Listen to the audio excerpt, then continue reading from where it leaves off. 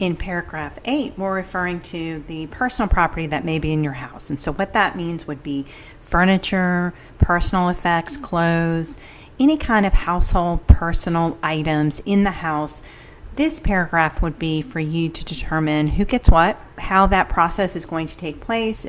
Is one person going to take those things when they leave the house? Is it going to happen later? And are you going to make any decisions about the personal property later?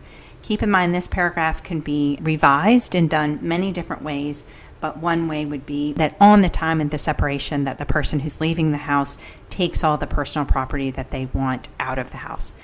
This does not include any financial issues. These are just items of household furniture, artwork, jewelry, clothes. Those types of items would be included in paragraph 8. Moving on, talking about paragraph 9, automobiles, how to deal with vehicles.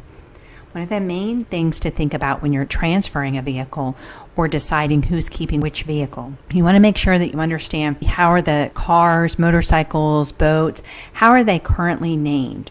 So you want to go back, look, figure out who's on what title. And if you're receiving the vehicle, then you want to make sure that there's a process set up for how to transfer that title to you.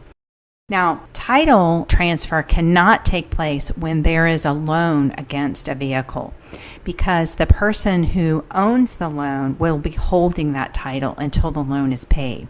So for instance, if you have a car that has a loan on it to Bank of America is holding that title until the loan is paid off.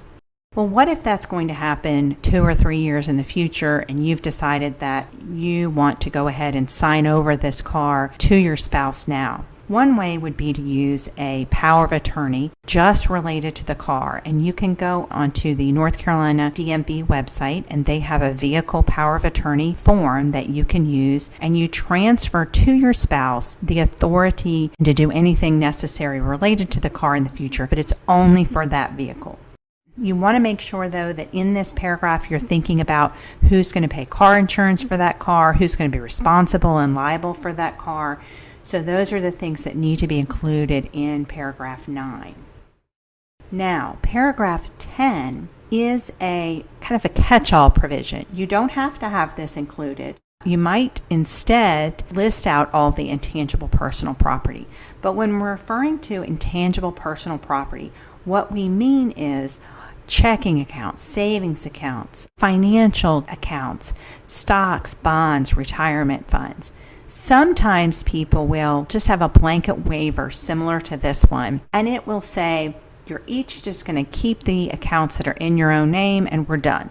So that might be a way to use paragraph 10, the intangible personal property. However, what if an account is joint?